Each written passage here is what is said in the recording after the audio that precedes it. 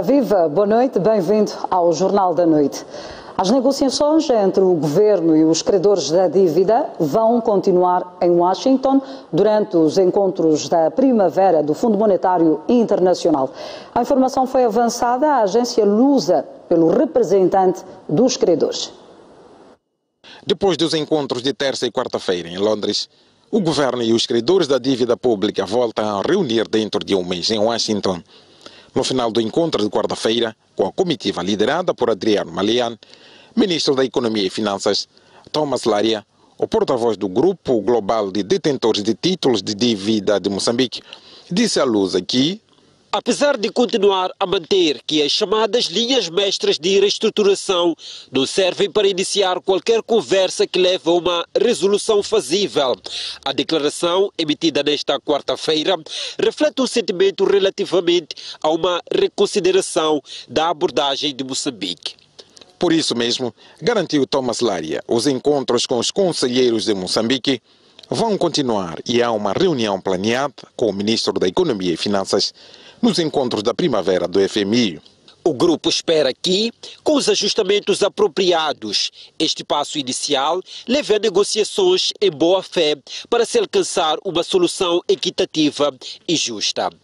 Lê-se no comunicado divulgado por este grupo, que diz representar cerca de 80% dos detentores de títulos da dívida pública de Moçambique, emitidos em abril de 2016, no valor de 727,5 milhões de dólares.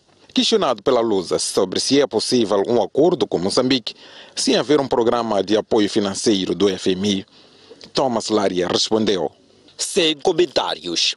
No comunicado citado pela Lusa, o grupo elogia a iniciativa de Moçambique de reunir com os credores, mas salienta que existem falhas importantes na apresentação pública, que por isso não sustentam uma base de apoio às linhas mestras de reestruturação que foram incluídas na apresentação. Em concreto, os credores querem, no mínimo, que as linhas mestras estejam alicerçadas numa análise rigorosa da capacidade de financiamento do país, levando em conta a necessidade de consolidação orçamental até 2023, mas também a situação a longo prazo, quando a capacidade de financiamento aumentar rapidamente depois de os megaprojetos estarem em funcionamento. O grupo enfatiza que uma solução negociada com respeito aos títulos de dívida pública vai reabrir o acesso ao capital estrangeiro, o que reduziria significativamente o custo de financiamento ao setor público moçambicano e também o do setor privado nacional. Melhoraria também a posição orçamental e daria um impulso ao crescimento econômico a curto prazo e daí em diante. A Comissão Nacional de Eleições confirmou hoje a vitória do candidato da Renamo, Paulo Van Hal, na eleição intercalar de Nampula. Van Hal venceu a corrida com 58,6% dos votos e considera que a vitória foi resultado de um trabalho árduo de fiscalização do processo. Já a Frelimo diz que vai apostar na preparação para as autarquias de 10 de outubro próximo. Perante representantes dos dois partidos concorrentes, observadores e quadros dos órgãos eleitorais, a Comissão Nacional de Eleições tornou públicos os resultados finais da eleição intercalar de 14 de março em Nampula. No apuramento final, foram requalificados 277 votos, tendo sido confirmada a vitória do candidato da Renamo, Paulo Van Hal, com 58,6% dos votos. O candidato da Frelimo, Amici Kololo, ficou com 41,4% dos votos. O candidato Amici Kololo António obteve, durante o apuramento intermédio, 39.289 votos. Tanto os votos nulos, que depois foram validados na reapreciação, foram 84. Os votos nulos reclamados foram 3. Adicionados ao apuramento intermédio, o candidato Amici Kololo António obteve 39.376 votos, correspondentes a 41,40%. A Renamo reagiu com satisfação aos resultados divulgados, tendo dito que foi em resultado da fiscalização que o partido fez ao processo eleitoral. Já a Frelimo congratula o vencedor e diz que está a preparar-se para as autarquias de outubro próximo. Foi resultado de um trabalho árduo que nós fizemos desde a preparação dessas eleições. Nesta segunda volta estava em peso a impedir todo tipo de manobra que fosse possível. Os nossos delegados de candidatura estavam no terreno, constatamos muitos casos e inclusive pegamos algumas pessoas com tentativas de cometer fraude, que traziam cartões de eleitores falsos. Felicitar a população de Nampula, os munícipes de Nampula, pela forma ordeira como decorreu o processo, e foi isto aqui, a forma como participaram no processo. Saudamos também os nossos militantes, o camarada Cololo, pela entrega que teve no processo. Estamos convencidos que saímos deste processo muito mais coesos, mais amadurecidos e preparados para que em outubro possamos reverter a situação. Os resultados divulgados seguem para o Conselho Constitucional, que deverá, dentro de dias, pronunciar-se sobre a sua validade. Já o MDM denunciou hoje alegadas irregularidades no processo de recenseamento eleitoral em curso e acusou o STAI de estar a prejudicar os partidos de oposição. O Movimento Democrático de Moçambique convocou a imprensa nesta quinta-feira para denunciar supostas irregularidades alegadamente protagonizadas de forma propositada pelo STAI no processo de recenseamento eleitoral ora em curso. O MDM apontou como exemplo o fato de algumas brigadas não estarem a funcionar desde o arranque do processo e a existência de equipamento obsoleto em alguns postos, fato que origina avarias constantes. E também constatamos de que existem nos postos de recenseamento recenseadores que não têm o seu devido domínio daquele material e daquilo que é o processo de recenseamento eleitoral. As acusações deste partido vão mais longe. Todos os eleitores recenseados até hoje nas 5 autarquias, em todos os postos ao nível da província, imprimem como residência Sofala. Este é um problema de software. Já foi notificado o consórcio para poder fazer um upgrade do próprio software. Vamos produzir uma instrução para os brigadistas, de modo que introduza manualmente os locais de residência. O STAI acrescentou que os problemas das impressoras foram detectados apenas em equipamentos que não estão ligados à rede pública e a solução foi a alocação de painéis solares ou geradores. Significa que quando a máquina possui pouca reserva de corrente elétrica, a impressora já não funciona devidamente. Tirando estes aspectos, o processo, de acordo com o STAI, está a decorrer de forma satisfatória e este órgão pediu a colaboração de todos os partidos. As 3 bancadas parlamentares da Assembleia da República aprovaram por consenso a proposta de revisão da lei que define a organização, funcionamento e competências dos tribunais aduaneiros. Assim, o governo que submeteu à proposta diz que a revisão vai melhorar a mediação dos problemas tributários. No segundo dia de sessão desta semana, as 3 bancadas parlamentares aprovaram por unanimidade a revisão da lei que define a organização, funcionamento e competências dos tribunais aduaneiros. A revisão em causa visa, entre vários aspectos, criar condições para mais independência dos tribunais aduaneiros e aproximar aqueles órgãos de justiça aos cidadãos. Na ocasião, os parlamentares que aprovaram a revisão disseram que esperam maior eficácia nos tribunais em causa. A revisão legislativa agora empreendida introduz significativas melhorias na justiça aduaneira, fixando-se normas claras que, facultando aos arguidos os meios necessários para que se defendam, garanta, ao mesmo tempo, a defesa dos legítimos interesses do Estado. A bancada parlamentar da RENAMO é favorável à sua aprovação, mas espera que os vogais a serem expurgados pela presente lei não tenham passaporte livre de entrar na magistratura aduaneira e ocuparem cargos de juízes dos tribunais aduaneiros sem que tenham licenciatura em Direito e frequentado o curso de especialização. Os requisitos para o concurso documental de 3 mandatos, o que equivaleria a 15 anos. Sendo que esta imposição constituiria uma incompreensão, uma vez que os referidos tribunais estão em pleno funcionamento há menos de 15 anos. Já o governo diz que a revisão da lei enquadra-se nos objetivos de melhorar o funcionamento das instituições públicas. Os tribunais fiscais são órgãos de soberania competentes para administrar a justiça nos litígios decorrentes das relações jurídico-fiscais. Ainda nesta sessão, os deputados aprovaram a revisão da lei que define a organização, funcionamento e competências dos tribunais fiscais. Tem lugar a partir de amanhã até domingo a segunda sessão ordinária do Comitê Central da Frelimo. Em conferência de imprensa, o porta-voz do partido, Caifadine Manasse, falou da agenda da reunião.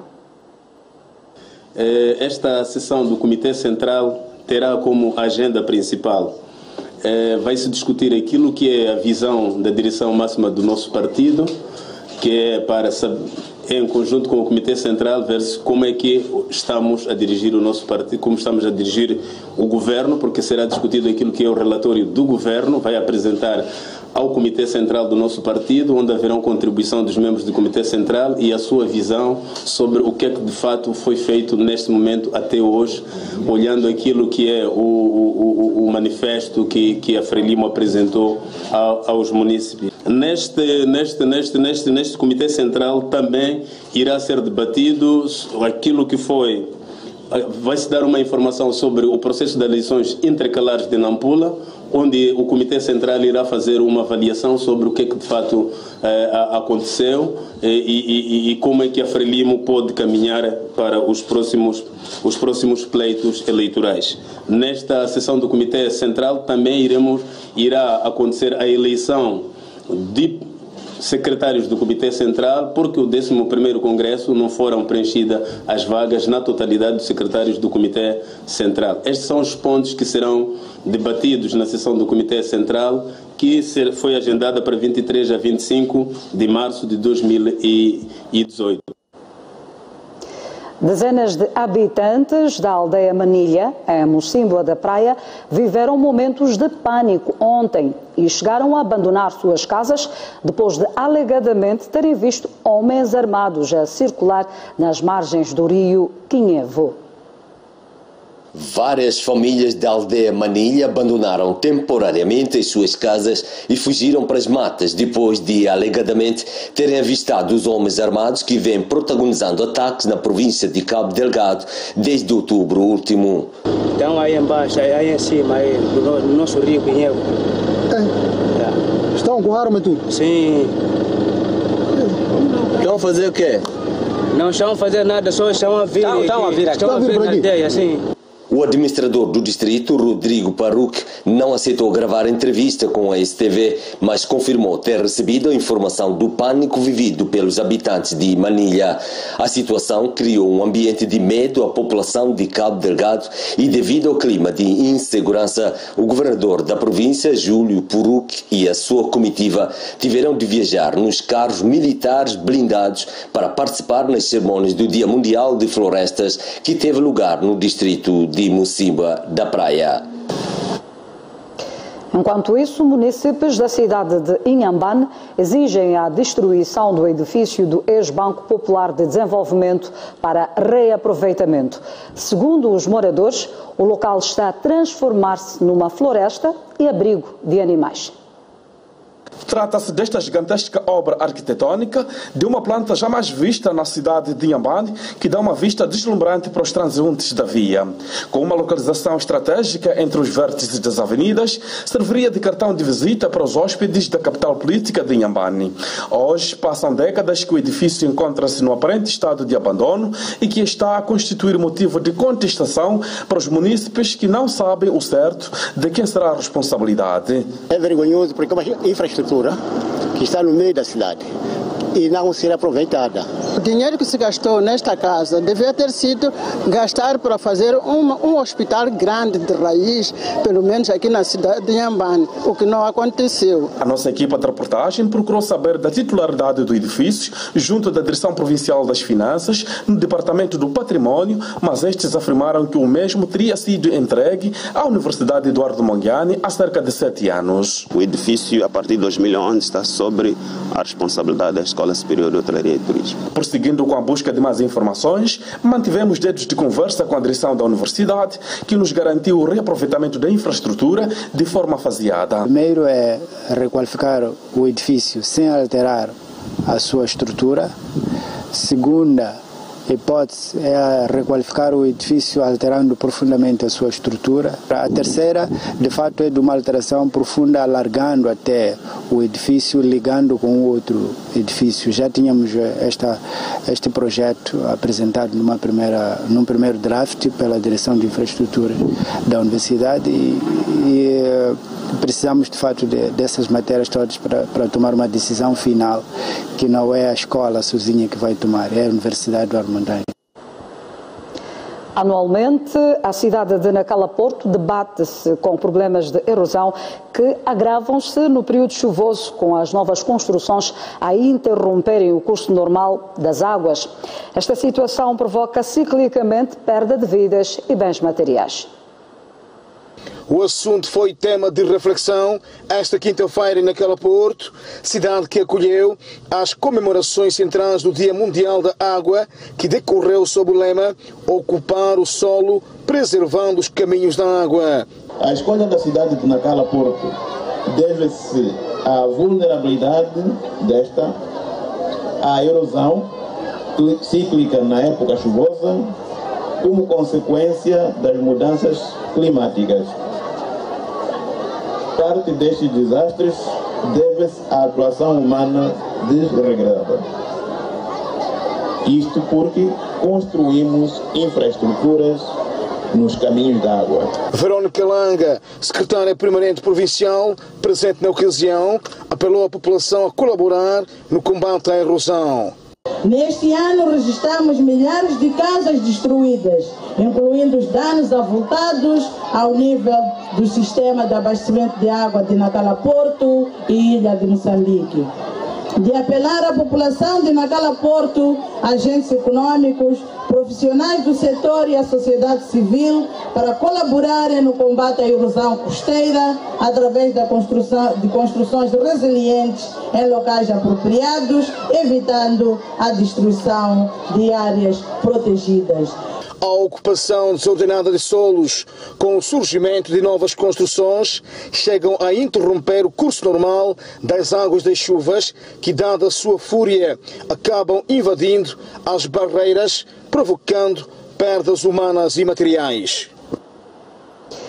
O Governo desafiou hoje as instituições de ensino superior, públicas e privadas, a introduzir cursos profissionalizantes, como forma de gerar empregos. O desafio foi lançado pelo Ministro de Ciência e Tecnologia, Ensino Superior e Técnico Profissional durante a abertura da reunião do Conselho Africano de Ensino à Distância, que decorreu nesta quinta-feira na cidade da Beira. O tema escolhido para a presente reunião é para nós de extrema importância, na medida em que o acesso a uma educação superior de qualidade é um dos pilares do nosso Plano Estratégico do Ensino Superior 2012-2020, e no qual o ensino, aprendizagem à distância e o uso das tecnologias de informação e comunicação apresentam-se como uma estratégia fundamental para o aumento do acesso equitativo ao ensino superior. Esta reunião, que conta com a participação de representantes de ensino superior de vários países africanos, tem como objetivo principal discutir políticas de ensino à distância e educação aberta no continente africano. Iremos discutir como encontrar estratégias que permitam que o ensino à distância e a educação aberta no continente africano seja mais acessível, seja um ensino de qualidade, seja um ensino que permita que crie condições de acessibilidade, sobretudo para os que vivem nas zonas rurais, que são aqueles que têm maior dificuldade de irem para as cidades onde acontece o ensino presencial. Esta reunião, que foi organizada pela UCM em parceria com o ICED, pretende, por outro lado, procurar caminhos para o uso massivo das tecnologias inovativas. A Irlanda pretende estreitar parcerias com Moçambique nos setores da saúde, educação, turismo e tecnologias. Para o efeito, uma comitiva, chefiada pelo embaixador da Irlanda em Moçambique, visitou nesta quinta-feira a CTA. Com sua embaixada presente em Moçambique há cerca de 20 anos, a Irlanda pretende abrir-se mais à parceria público-privada em Moçambique nas áreas de saúde, educação, tecnologias e turismo. Estamos aqui para falar sobre a Irlanda, para partilhar a nossa experiência em Irlanda com Moçambique e para abrir portas entre Moçambique e Irlanda, sobretudo na área de trade ou negócios, e para saber mais sobre o que está a acontecer aqui em Moçambique. O empresariado moçambicano diz que pretende aproveitar no máximo o potencial que a Irlanda tem nestes setores para catapultar o desenvolvimento do país. Então, esta é uma experiência interessante no caso de Moçambique para ver como é que é possível, portanto, melhorar os níveis de produção e, portanto, capitalizar nas oportunidades de negócio. Essencialmente é isto. Portanto, isto faz parte de um trabalho de agenda corriqueira da CTA, no seu processo de procura de parcerias para a melhoria do ambiente de negócios e também para trazer para o país, portanto, oportunidades de negócio efetivas. O embaixador da Irlanda em Moçambique visitou as instalações da CTA em Maputo nesta quinta-feira para se inteirar do ambiente de negócios no país. Detidos 24 imigrantes ilegais de diferentes nacionalidades no distrito de Manica. Os mesmos entraram no país através da fronteira do Malau, para onde deverão ser deportados nos próximos dias. Destes ilegais que se faziam transportar nestas duas Toyota Hilux com matrícula sul-africana, estão 28.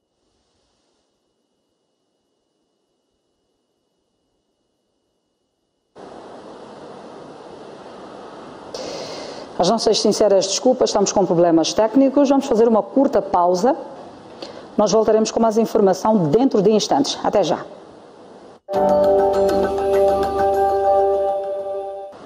Condições criadas, seguimos com a informação no Jornal da Noite.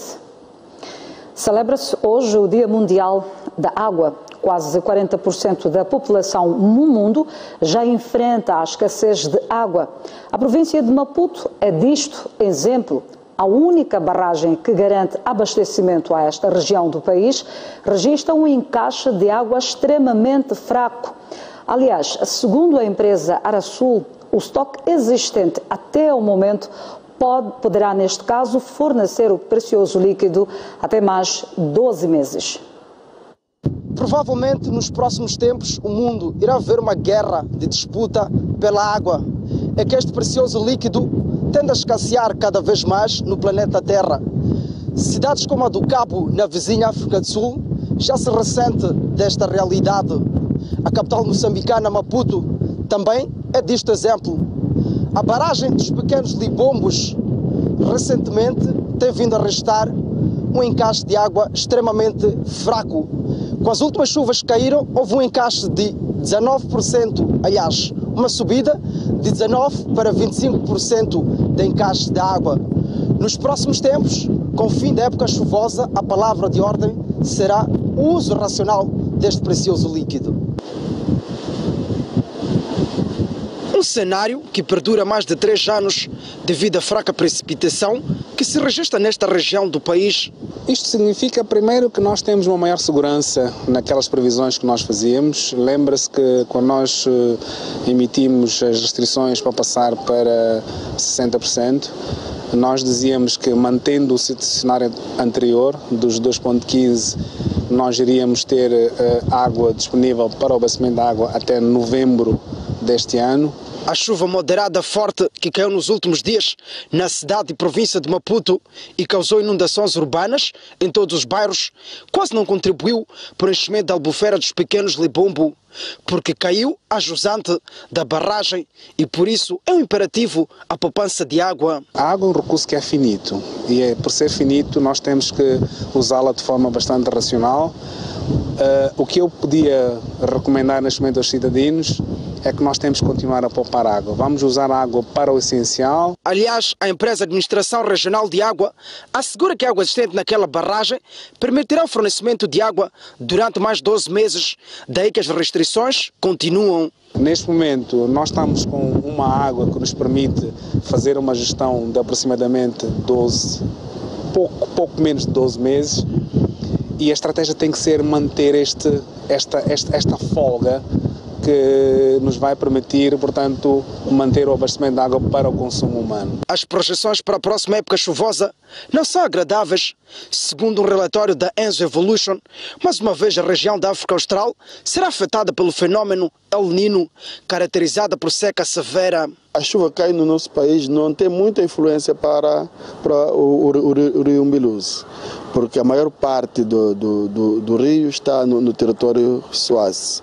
Mas a chuva caiu em Moçambique e uma parte da Suazilândia, criou algum encaixe, porque quando se fez o alerta da restrição de água para os estados de Maputo, Matola e Boane, estava-se aos 18% de encaixe, mas neste momento a barragem dos pequenos Libombo está com 25%, significa que subiu algum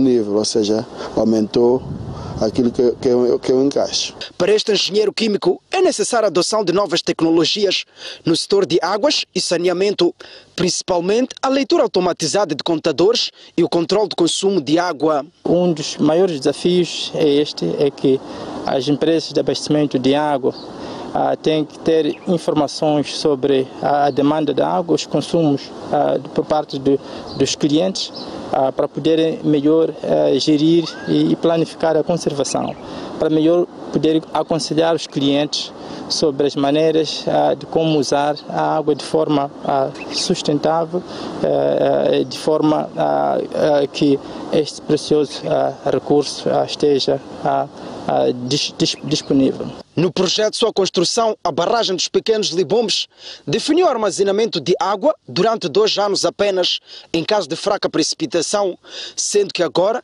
já vai no seu 4º ano. Neste momento, com estas chuvas que ocorreram e também fruto daquilo que foram as medidas que nós tomamos de restrições, reduzindo a descarga de 2,15 para 1,5, tivemos uma recuperação passando para 25% de armazenamento. Com as restrições, o setor agrícola também foi afetado. Este produtor de banana no distrito de Boane viu a sua produção comprometida. Não há água na barragem. Logicamente, isso afetou a produção. A atual reserva de água na barragem é de apenas 25%, um nível considerado insuficiente para satisfazer a demanda e prática da agricultura. Desde 2016 a 2017, nós estamos a irrigar no meio da restrição dada pela empresa gestora de água, que é a Arasul neste caso. E para este ano ainda não fizemos nenhuma regra, porque não há água. Com a paralisação das obras da barragem de Moamba Major, devido ao corte de financiamento por parte do governo do Brasil, a única esperança neste momento é a barragem de Corumana, a 90 km da cidade de Maputo, que se tem a previsão de estar pronta até 2019. Acreditamos que sim.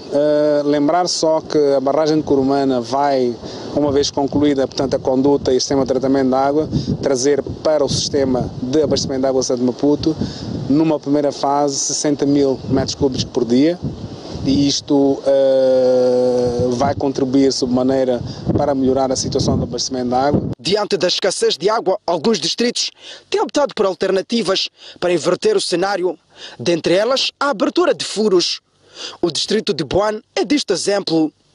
Antes nunca sonhar a ter água, hoje com a municipalização já conseguimos fazer com que a água chegasse aqui através de um sistema de captação de água que consiste em 3 furos no mesmo local, onde foi identificado abundante água potável de boa qualidade, e depois ramificamos para 4 bairros que distam-se a 8 quilómetros do mesmo sistema. Foram abertos 3 furos que irão garantir o abastecimento de água a 8.000 habitantes de 4 bairros daquele distrito.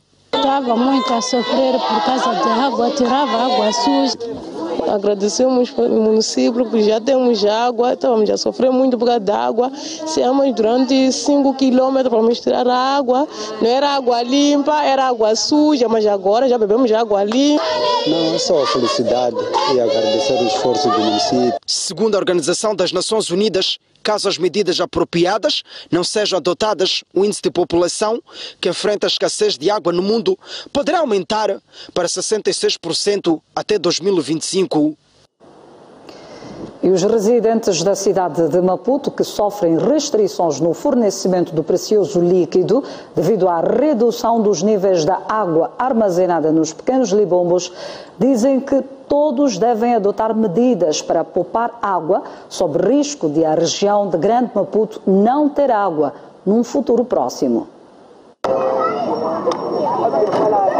Numa data em que se comemora o Dia Mundial da Água, alguns países, incluindo Moçambique, deparam-se com a escassez do líquido precioso motivada pela seca decorrente das mudanças climáticas.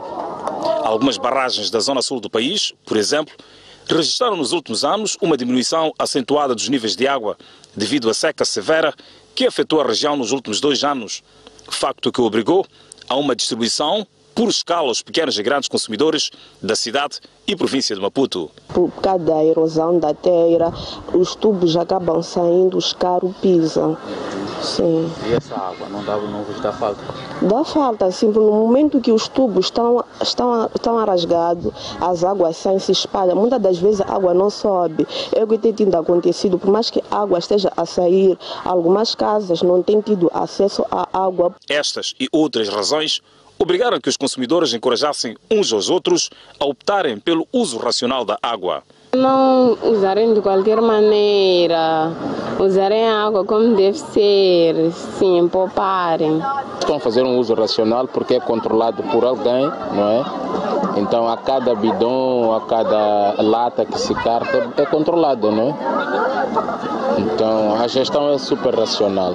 O apelo à tomada de atitudes que colaboram para a conversão da água é também partilhada por alguns gestores hoteleiros. Cortar este sistema de uso de chuveiros, talvez usarem em baldes, porque já sabes a quantidade certa que vais usar nos baldes, não é? Será uma das medidas também.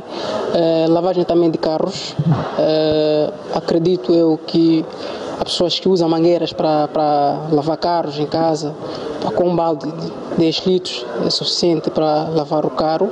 Então, são essas medidas que as pessoas possam agora adotar, porque estamos realmente numa situação muito difícil. Nós também, como instituição hoteleira, sentimos que há muita escassez tanto de água. O dia 22 de março foi criado pela Organização das Nações Unidas e é destinado à discussão de vários temas ligados a este bem natural. Mais de 4.000 pessoas do município de Nacala passam a ter água através de um pequeno sistema de abastecimento. Para os residentes, a disponibilidade da água representa o fim de um longo período de sofrimento. A instalação destas infraestruturas marca o fim do sofrimento a que muitos residentes do bairro Moanona, em Nacala Porto, estavam sujeitos. De acordo com os munícipes, as buscas de água levavam mais de 6 horas de tempo. A questão de água que estava muito difícil. Nós sofremos por causa de água. Costuma ir muito longe no poço. Saímos daqui às 6 horas de manhã, voltamos às 15 horas.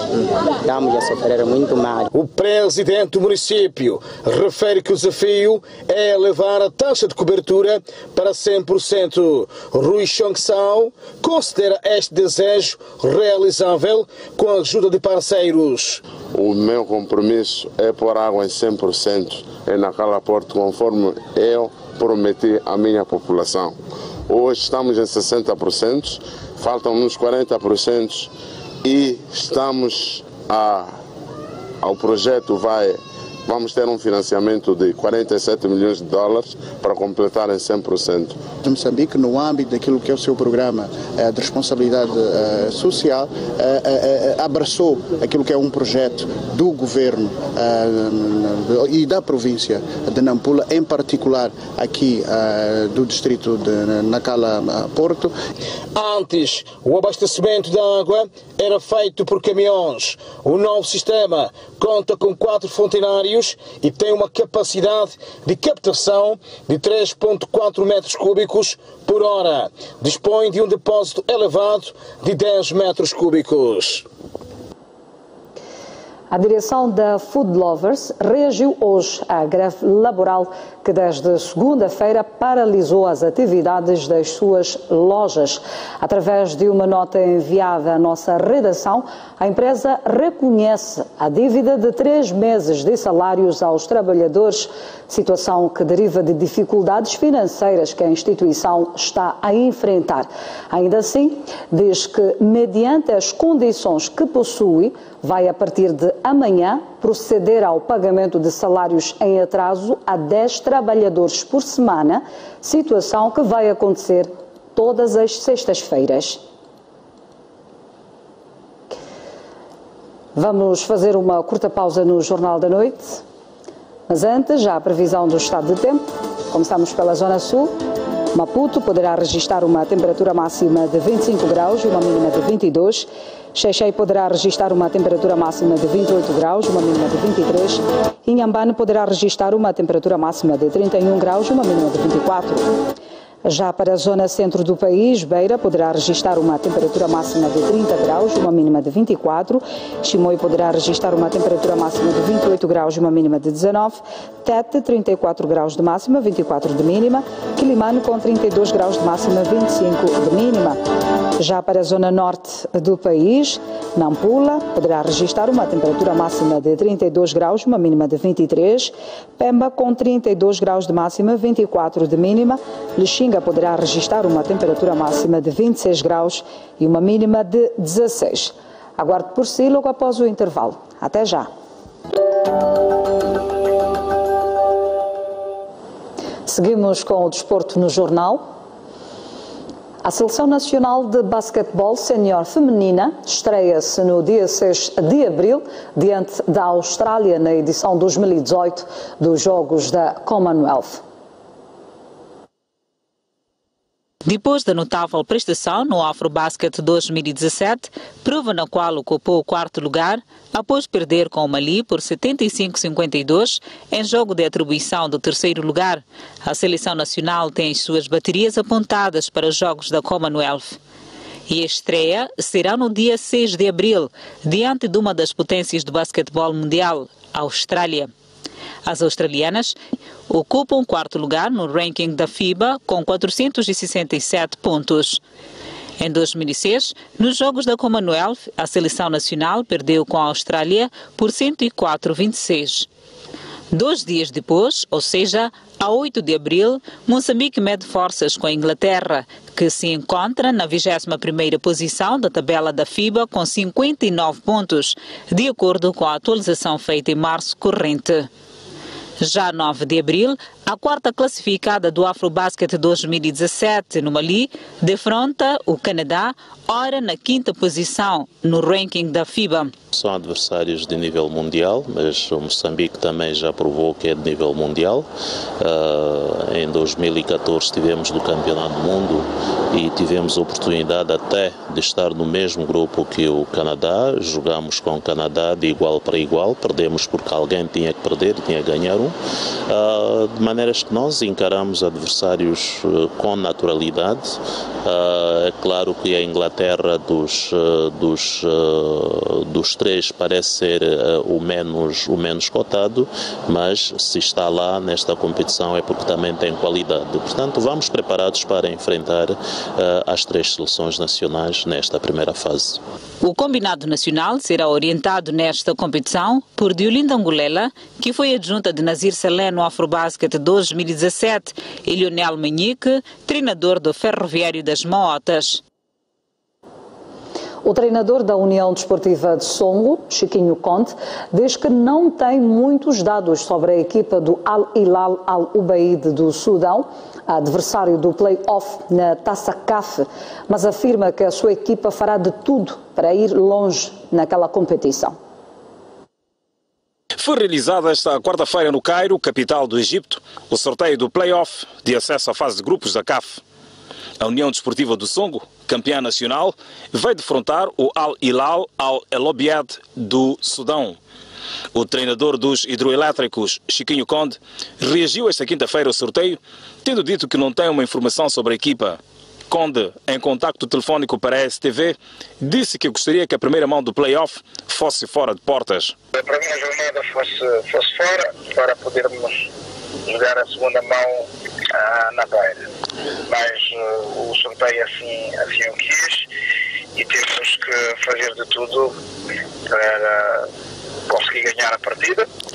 Não conhecemos muito sobre a equipa do Sudão. A informação que nós temos é que a primeira eliminatória que eles tiveram empataram fora 0-0, marcaram 6 golos em casa. Tem feito muitos golos em casa, está em sexto lugar neste preciso momento. O timoneiro dos campeões nacionais disse ainda que o foco da equipa é a conquista do Moçambola 2018. Contudo, gostariam de ir longe nas competições africanas. O trabalho não é só focalizado para esse jogo. O nosso foco principal é o campeonato nacional, não podemos descurar isso.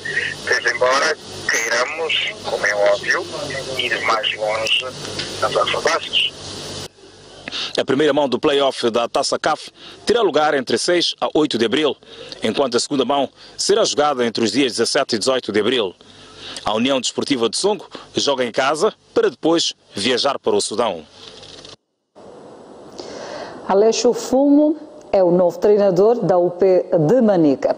Fumo, que foi campeão em 2016 pelo Ferroviário da Beira, após substituir o zambiano Edson Nhereda, promete responder ao desafio do clube, que passa pela manutenção da UP no Moçambola. Foi perante adeptos que acorreram ao campo do Ferroviário de Gondola, onde a UP recebe seus adversários, que Aleixo Fumo vestiu a camisola dos académicos de Manica. Na ocasião, Charnaldo Ndaipa, diretor desportivo da UP Manica, desafiou ao recém-contratado técnico a manter a equipa na maior prova futebolística do país. Decidimos apresentá-lo oficialmente, obviamente com o intuito de levar este barco até a fim do campeonato, com a proposta nossa da manutenção no Moçambola. Com uma UP que em 3 jornadas ganhou apenas um jogo, Aleixo Fumo compromete-se a responder o desafio ora lançado pela direção da coletividade. Chegou a Moçambola e quero ficar em Moçambola. Estou aqui e a minha missão vai ser exatamente fazer com que esse objetivo seja alcançado. O que eu posso prometer é muito trabalho, que tudo farei, junto, portanto, com todo o grupo que estiver aqui, que está ligado à UP, para que cheguemos ao fim do ano e olhemos para trás e dizer que valeu a pena. Já os adeptos, estes mostram-se otimistas no trabalho de Aleixo Fumo. A experiência que ele já tem e que ele vai dar mais dinamismo na equipa, eu acho que a equipa precisa disto. A expectativa é maior, há muita ansiedade, queremos ver as coisas mudadas. O importante é trabalho, precisamos mesmo de um trabalho árduo.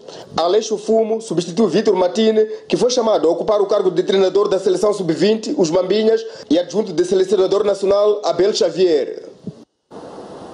Nós ficamos por aqui. Muitíssimo obrigada pelo carinho da sua audiência. Fique ligado à restante programação da STV. Boa noite.